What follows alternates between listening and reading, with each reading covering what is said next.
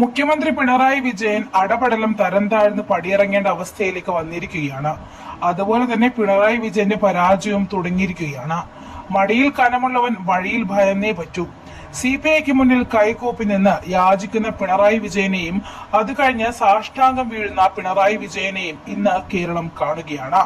മകനും മകളും അടക്കം കേന്ദ്രത്തിന്റെ അന്വേഷണത്തിൽ കുടുങ്ങുമെന്നായപ്പോൾ അമിത്ഷായുടെ അന്തപുരത്തിൽ പോയി യാചിച്ച പിണറായി വിജയന് RSSന്റെ പാഠ്യപദ്ധതി അംഗീകരിച്ചു കൊള്ളാം എന്ന് പറയേണ്ടി വന്നു. മാത്രമല്ല സ്വന്തം മന്ത്രിമാരിൽ നിന്ന് പോലും മറച്ചുവെച്ച് നരേന്ദ്രമോദിയും അമിത്ഷായും പറയുന്നിടത്ത് ഒപ്പുവെക്കേണ്ടി വന്നിരിക്കുന്നു. ഇതെല്ലാം കയ്യിൽ 100 തട്ടിപ്പുമായി മുന്നോട്ട് പോകുമ്പോഴാണ് കുടുങ്ങുമെന്നായപ്പോഴാണ് ഒരു ഒപ്പുവെക്കൽ എല്ലാം നടത്തിയത്.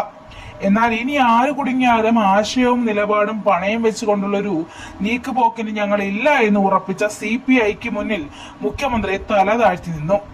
ഇതിനപ്പുറം ഒരു പരാജയം അദ്ദേഹത്തിന് വരാനേയില്ല.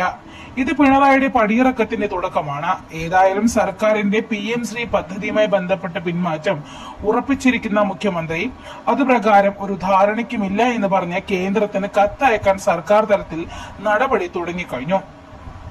PM ശ്രീ കരാറിന്റെ മാനദണ്ഡങ്ങളിൽ ഇളവ് ആവശ്യപ്പെട്ട CPM കത്ത് നൽകിയേക്കും എന്നാണ് സൂചന.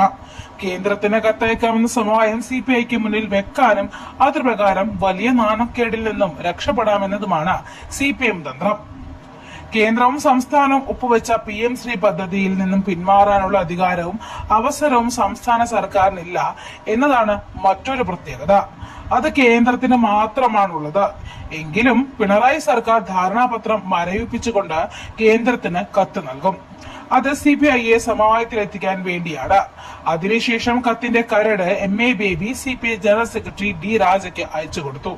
ഈ ധാരണയ്ക്ക് നിൽക്കണോ എന്നുള്ളത് തീരുമാനിക്കാൻ കത്ത് CPI സംസ്ഥാന നേതൃത്വം പരിശോധിക്കുകയാണ്.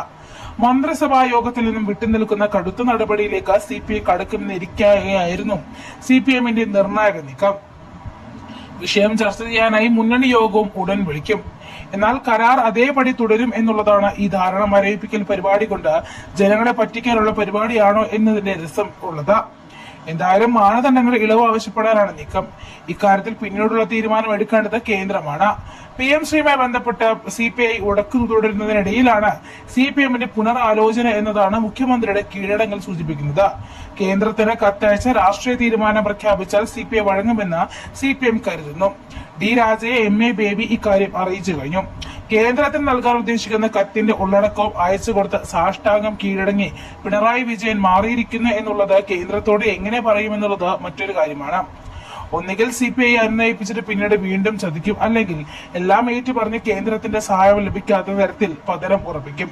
രണ്ടായാലും ഒന്നേ പറയാനുള്ളൂ, പിണറായി വിജയൻ എന്ന രാഷ്ട്രീയ നേതാവിന്റെ പതനവും പടിയിറക്കവും തുടങ്ങിക്കഴിഞ്ഞു.